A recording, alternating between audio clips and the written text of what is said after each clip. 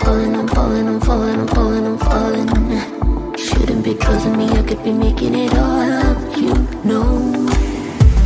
Out of control, you don't know me. I'm a danger to myself. Out of control.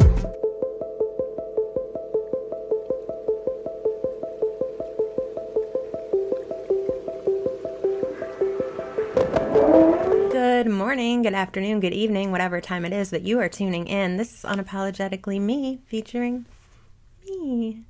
No special guest, just me. So, how are you guys doing? We're ready to rock on into part 3. Moving right along. I had some personal issues going on with one of my kids, so I'm just trying to do the best I can to catch up and get you guys what I promised you. And wouldn't you believe it, here we go. My computer was just now acting up. I'm like, you gotta be kidding me. Honestly, the way this week has been going, it's Friday, but I'm over it. It's like, it feels like it's still Wednesday because I'm behind now. I just want to throw all my technology out into the road and watch the Amazon truck or UPS or FedEx, whoever the hell it may be, just come run it all down. I can't even anymore. All right, so I'm sorry. Hi, if you're new here, you're probably like, damn, okay, bye, crazy. But I'm really not always like this. Anyways, hello if you're new here. Thank you for clicking on this video. I hope that you enjoy it. If you are a regular subscriber, thank you so much for coming back. You guys really, really, really do make me feel like amazing. Anytime I get comments from you and anytime I see the likes and, I do this all for you guys. So I hope that you all enjoy it. If you hear something that you like in this video, you agree, or you think that I presented the case well, please hit the like button. It really does help us creators move through the algorithm so that our videos can get seen more. And, we all need to get seen more, especially us little peons, that are just starting out. No one knows we exist yet unless you guys like our videos. So obviously, if you don't like it, then go ahead and dislike it. It's whatever. But if you do like it or you don't hate it, like it. Okay, moving into it. So there are other audio recordings that are played in this trial, which are very, very difficult to listen to. And we talked about some audio in the last 2 videos. I posted some audio in its own separate video. But now, this is a trigger warning because there is one audio recording in particular that talks about self-H. And it is where Amber is actually recording Johnny attempting, and I think he is actually harming himself with I'll put the word here. So I do want to do a trigger warning. I am going to talk about it because it does pertain to this case, and his explanation of this shows even more of their kind of just how toxic their relationship was. So I believe it is very important. So in this recording, Amber is saying, babe, don't do it. I would never hurt you, things of that, basically, acting like she's taking care of him and she cares for him and she really wants him to stop what he's doing and, kind of take a step back and, but why is she filming him? I mean, she's saying things like, babe, that knife isn't even sharp enough. It's too dull. It's dirty. That's not going to be good. Whatever. Stop. And I feel like this is so messed up. Why is she worried about recording this when she should be putting the phone down and actually taking the knife away? Like, why are you almost like instigating it to keep going? And I know she's not being like, do it, or anything like that. But it's like, you're not really trying to get him to stop. You're trying to get a good recording, And it's starting to be very clear to me why she makes a lot of these recordings. It's because she's gathering evidence. She's gathering things to use against him and setting him up.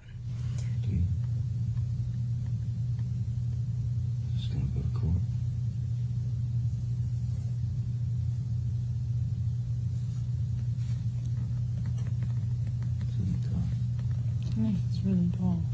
I have to use the sharp part.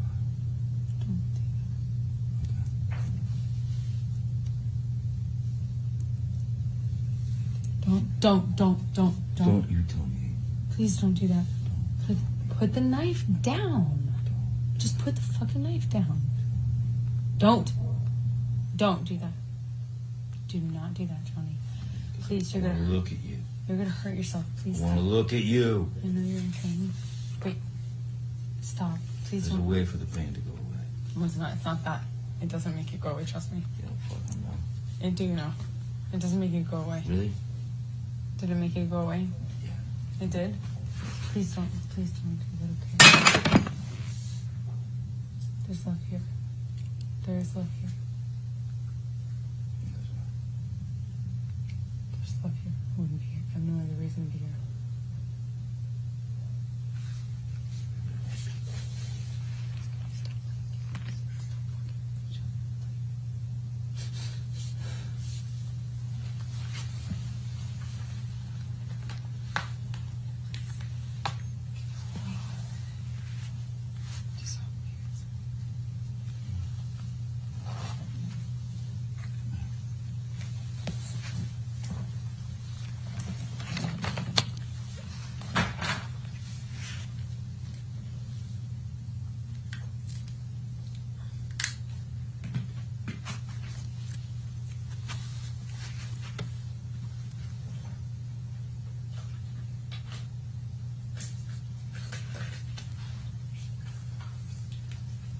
The knife is really dull, and it would be the worst thing in the world to use to cut me with. It would be too painful and dull and dirty to use Yeah, to. that's the tip of the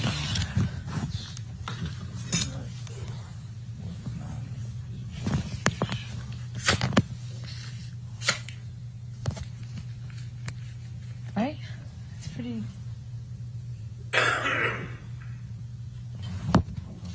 No, please do not, don't. You're gonna hurt yourself. Don't. It's okay.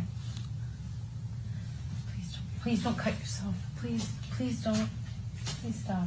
Please stop. Please. Don't hurt yourself, please. No, I won't hurt myself at all. And the backstory of this, Johnny has said that he was doing this, in an attempt to offer Amber his blood, and saying that it was the only thing left that she hadn't taken from him. And I just think that's such a bold statement to make, where you feel like you have given this relationship every single thing you possibly can, and the only thing left to give to try to make that person happy is essentially your whole self.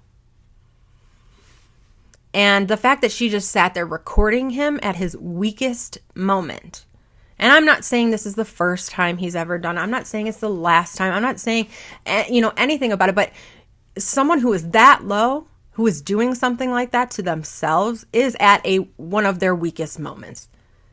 I mean, you don't get much lower than that. There's only a little bit more down you can get from there. And she recorded this.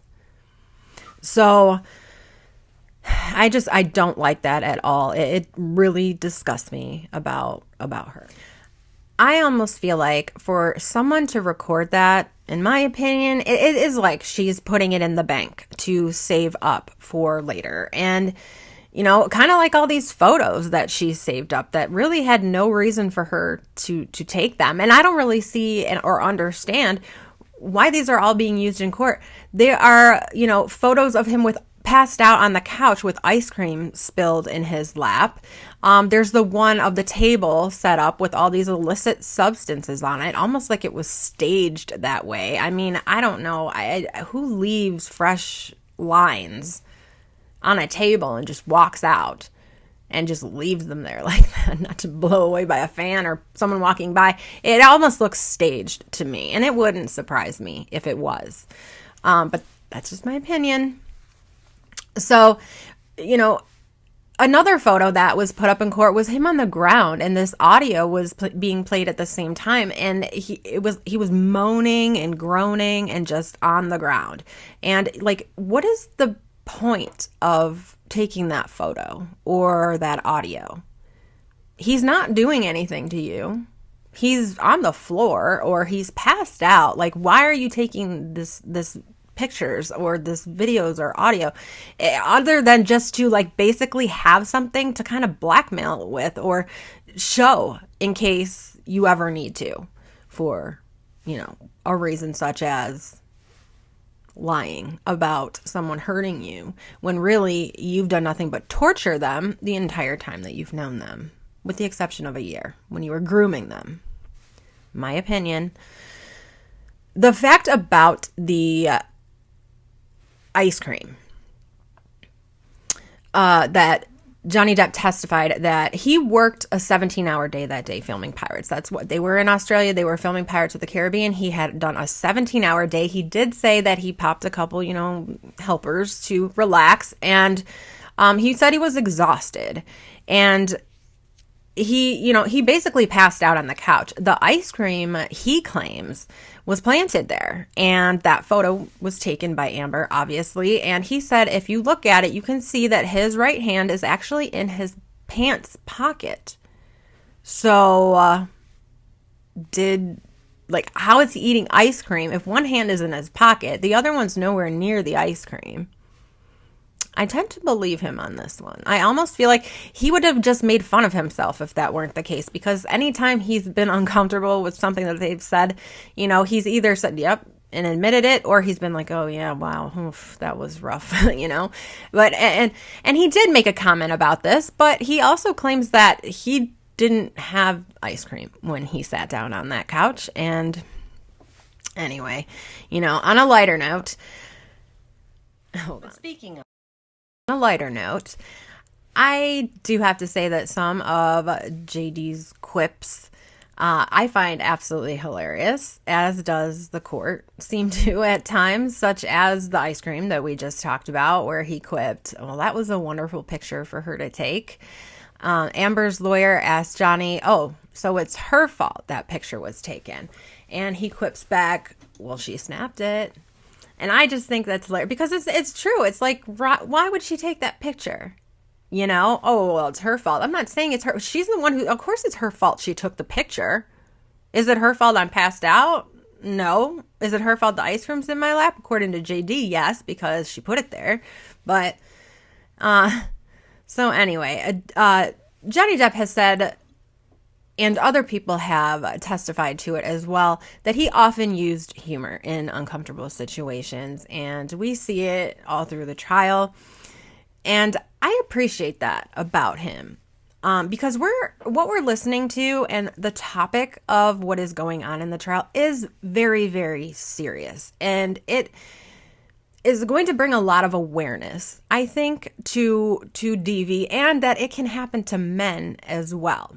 You know, and in the form of a very toxic relationship. And he knows it. He knows it. He knows that this is an important topic. And he's got $100 million on the line as well. And I think at certain points when it is appropriate, he does make light of certain things. And it almost takes the judge and the rest of us and the courtroom by surprise. And I know he does it as a self-soothing gesture, but it certainly is soothing for anyone who is watching this trial for the hours and hours and hours that it goes on with. And there are some very low points where he is crying. He, after what I just talked about with the, you know, him harming himself, like that was very rough for him. And it was said that was the first day he just dipped out. You know, when court was done, he was out of there. He didn't lag at all. It's like he just had to get out of there and let that emotion out. So, you know, I'm not saying he's not making light of I say when it's appropriate. It's a photo of him with ice cream, you know, so it just kind of takes the edge off for everyone. Another one was back in that Australia fight, which was a much more serious fight. His finger was severed and he wrote all over the house with his blood in the paint I told you guys about. he also wrote on a lampshade, and what he wrote was, "Be careful at the top." And when he quipped during court, or what he quipped during court when he was asked about it was, "I thought it was good advice." And it was. I mean, be careful at the top. Basically, you've used me and, used me this whole time and whatever to fight your way up to the top. But be careful up there, because you know what? Where else can you go once you're at the top but down, right? And he was. And where's he at now? And so there's also all sorts of video out there of Amber during the UK trial, during a deposition where she's eating snacks and appearing very aloof and uninterested and annoyed and bothered.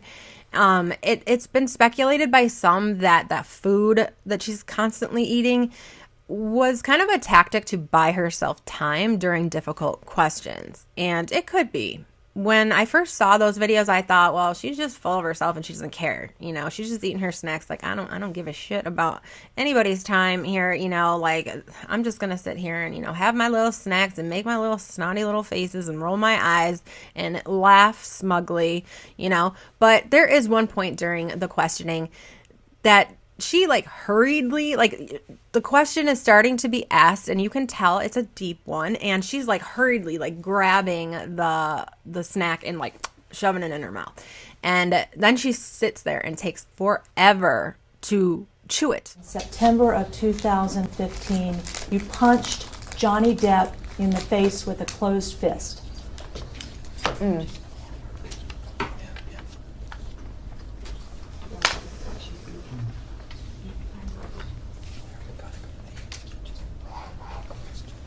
I hit Johnny one time when he.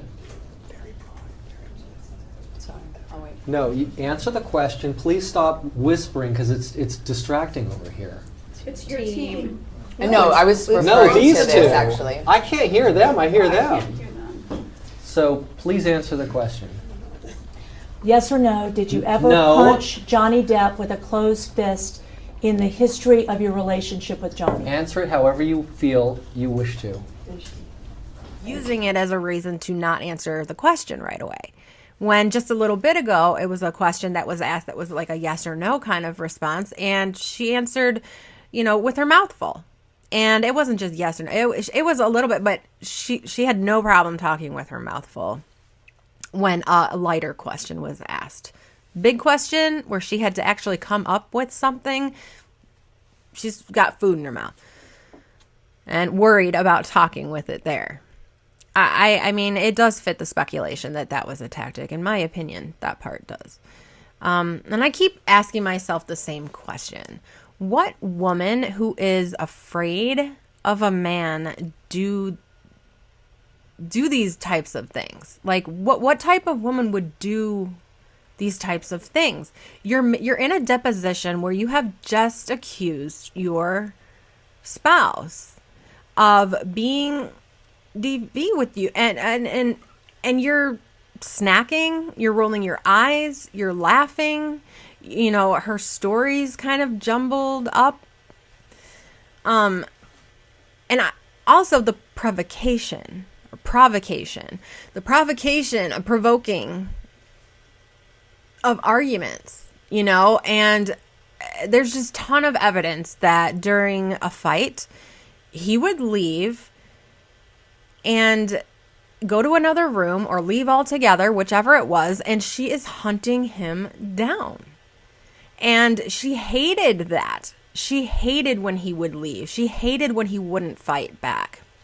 And this is not a woman who is afraid of her spouse. I'm sorry, it's just not. And anyone out there who has ever been a victim of DV can see that.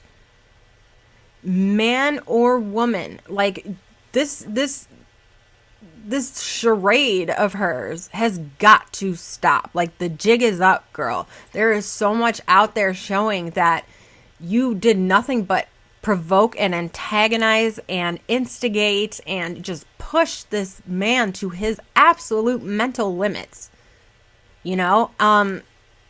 I don't see how anyone can think that she is a victim in any of this. I really don't. But that's my opinion.